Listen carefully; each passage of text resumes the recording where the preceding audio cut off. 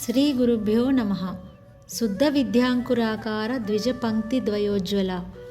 శుద్ధ విద్యకు విత్తనాల్లా 2 జన్మలు కలిగిన పలువరుసతో ఉన్న అమ్మ. రమణాశ్రమంలో వేదపారాయణం చేసే సమయంలో బ్రాహ్మణులు శుద్ధమైన శ్వేతవర్ణ దుస్తులు ధరించి అటు ఒక వరుస ఇటు ఒక వరుస కూర్చొని పారాయణం చేస్తుంటారు కదా, అలా ఉంటుంది అమ్మ పలువరుస. అమ్మ పలువరుసను 2 వరుసలుగా బారులు తీరి కూర్చున్న వేద బ్రాహ్మణులతో పోల్చడం అద్భుత. పళ్ళు టీత్ 2 సార్లు వస్తాయి. బ్రాహ్మణులు కూడా ఉపనయనంతో 2వ జన్మను పొందుతారు.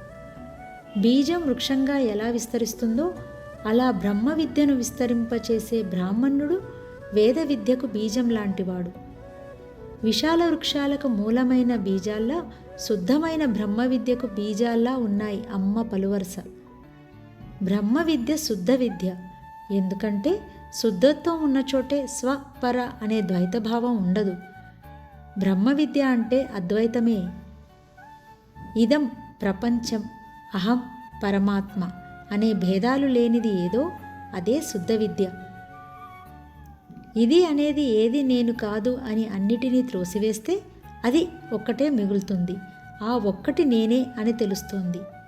ఇది ఉంటే అది తెలియదు, అది తెలిస్తే ఇది ఉండదు. ఉండదు అంటే ఉండదు అని కాదు, దేహంగా లోకంగా ఉండకుండా బ్రహ్మంగా ఉంటుంది అని అర్థం. దేహం ఈ దేహం, నాహం నేను కాదు, కోహం మరి నేనెవరిని, సోహం అదే నేను.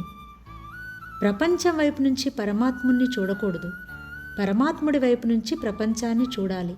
అప్పుడే ప్రపంచం కూడా పరమాత్మ స్వరూపంగానే కనిపిస్తుంది. ఉండేది ఒక లోకమే, తెలియని వాడికి ఇహలోకంగా కనిపిస్తుంది, తెలిసిన వాడికి పరలోకంగా కనిపిస్తుంది.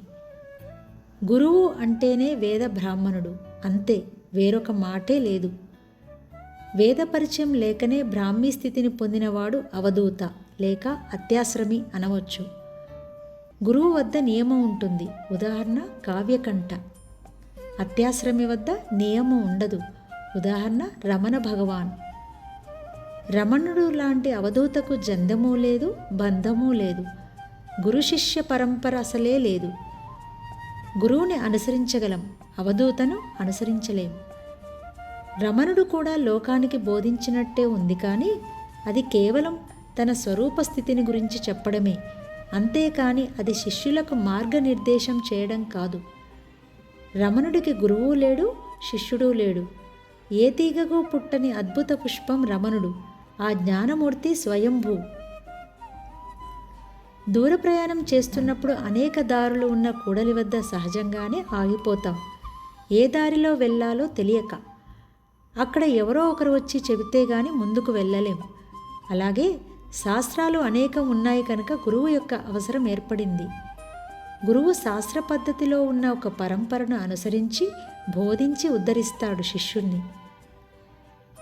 ఆహారాన్ని దంతాలతో నమిలి మృంగడం వల్ల శరీరానికి పుష్టి వచ్చినట్లు అమ్మ దంతాలు ఉన్న మహాపురుషులు కూడా ఈ లోకానికి జ్ఞానపుష్టిని ఇస్తారు. అమ్మ నోటిలో దంత రూపాల్లో ఎందరో మహనీయులు ఉన్నారు.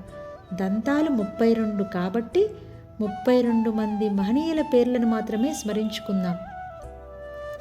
సద్గురు త్యాగరాజ స్వామి, ముత్తుస్వామి దీక్షితులు, శ్యామాశాస్త్రి, ఆదిశంకరులు, భారతీ తీర్థస్వామి, చంద్రశేఖర సరస్వతి స్వామి, శేషాద్రి స్వామి, శ్రీ రామకృష్ణ పరమహంస, స్వామి వివేకానంద, అభిరామ భట్టు, కాలమేఘన్, జ్ఞాన సంబంధర్, అవ్వయ్యార్, మాణిక్యవాచకులు, కావ్యకంఠ గణపతి ముని, మత్స్యేంద్రనాథులు, గోరక్షనాథులు, గహినీనాథులు, నివృత్తినాథులు, జ్ఞానేశ్వర్, ముక్తాబాయి, విశోభాదేవుడు, నామదేవుడు, రామానుజులు, పోతన, దూర్జటి, అరుణగిరినాథన్, సత్కీరన్,